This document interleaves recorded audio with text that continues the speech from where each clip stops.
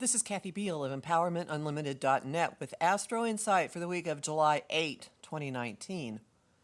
We are in a particularly volatile stretch. The main reason is that we are between eclipses. Last week's Cancer solar eclipse, next week's Capricorn lunar eclipse. Eclipses always change the playing field, boot a lot of things out of our lives, and open the door to a lot that we maybe hadn't considered.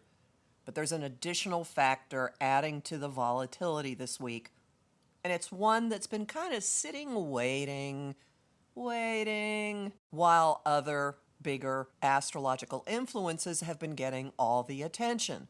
The eclipses, Saturn, Lord of Order, Pluto, agent of metamorphosis, plowing their way through the sign of Capricorn. But wait, now Uranus is coming on deck again. Uranus, the agent of volatile, quick, unexpected, liberating, awakening change. Pressure has been building up on him over the last week or so, and this week a number of triggers hit that absolutely activate his powers. The first one launches the week, and that is Venus in an opportunity aspect to him, which brings massive breakthroughs and freeings in our relationships and our attitude about money, in our actual bank accounts, in our financial dealings, in the things that we value. This influence is a little more like beckoning you through a doorway than blasting you, but there is an element of blowing out the carbon and something very different being on offer. At the same time, walking our talk hits a critical point. Mercury, the god of communication, and Mars, the god of war, fuse in the early degrees of Leo. Look at me, bold, fearless, courageous, attention-getting. This is a recipe for thinking something and making it happen almost instantaneously, for manifesting, for follow-through, for fighting words, for fighting about words. Watch what happens with the internet. And don't forget that this occurs with Mercury early in his latest retrograde. He stationed retrograde on Sunday the 7th. He stays in Leo for just a little while, and next week scoots back into Cancer. So we're starting a process of going back over recently traveled territory.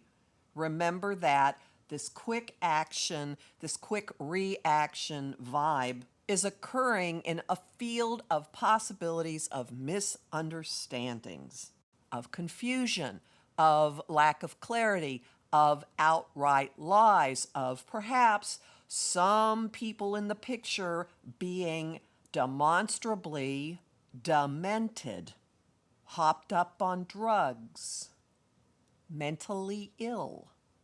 Stop, look, and listen is the caution that goes with this, but I don't think many people are going to do it because of the fieriness of Leo and additionally the other big astrological event of the week that is building. As this happens, Mars is moving into a clash with Uranus. The two most dramatic, shattering, accident-prone influences in the sky coming into a clash, which is exact on the 11th. Odds are good. We're going to feel it more as it's building up. This is quick action. This is something shifting in an instant. This is, you think it, you act on it, and bam, something is blown up. Could be the chains around your ankles, the chains around your being. It's going to be more than a massive epiphany, okay? The epiphany comes first, and then come developments that change the game board drastically. And it's something that's been building, possibly for a year, possibly since last August, because of the location where Uranus currently is. That's why I say that. It's not theoretical. It really does affect something that you can taste, touch, feel, real world. And what's fascinating about this is the first link that is made to Uranus at the beginning of the week is by Venus, goddess of love, who rules the sign where Uranus is now hanging out. And now Mars, her counterpart, the one that goes and gets her what she wants, is dusting it up with Uranus, which is ruled by Venus currently because it's in the sign of Taurus. So whatever the opportunity at the beginning of the week is, whether you take it or not, something in that general area of your life breaks open by the weekend in a flash. And it's been building. The way it happens may be out of the blue. It may take your breath away, but it's been hanging out quietly somewhere. Teeter, teeter, teeter, teeter, teeter, and then bam, it moves.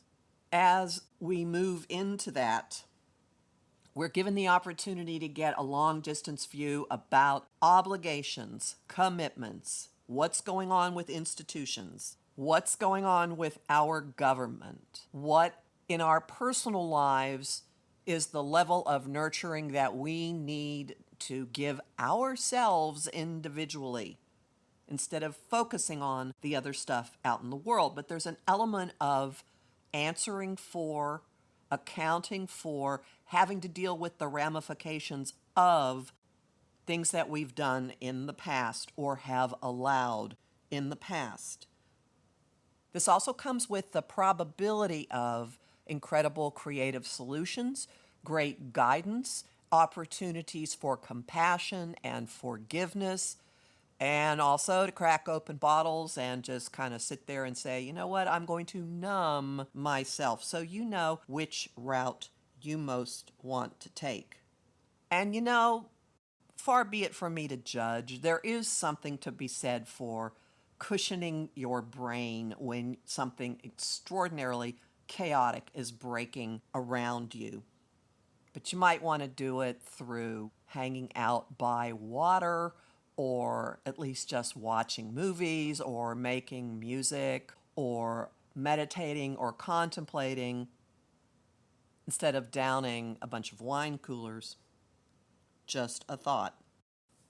And as we look at what breaks in our lives, what breaks open, what changes drastically, radically, could be also involving our approach to things, how we go about things. And do watch what the masculine archetype is up to this weekend, because it is both the vehicle for this and the target of this.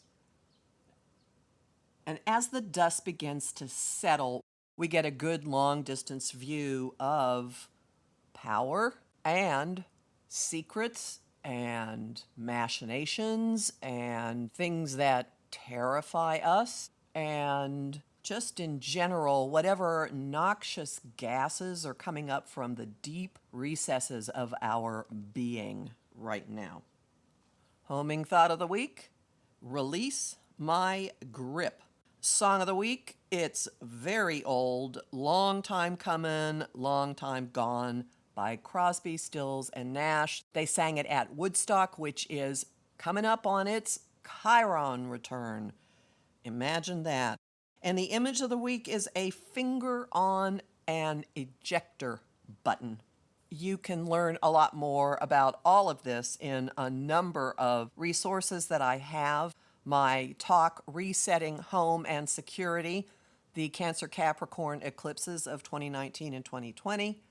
My talk, What's Up with the U.S., which discusses current astrology and the U.S. July 4th, 1776 chart and what seems to be developing right now. In my June 2019 solstice talk, which focuses on the next 3 months, just in general. all of which are available at the classes page at my site, empowermentunlimited.net, and my guide, The Retrogrades of Summer 2019, which is available at the shop at my site, empowermentunlimited.net, where you can sign up for my mailing list and book a session with me. There's bonus content at patreon.com/Kathy Biehl, and I am deeply grateful to the people who are supporting my work there. Talk to you next week.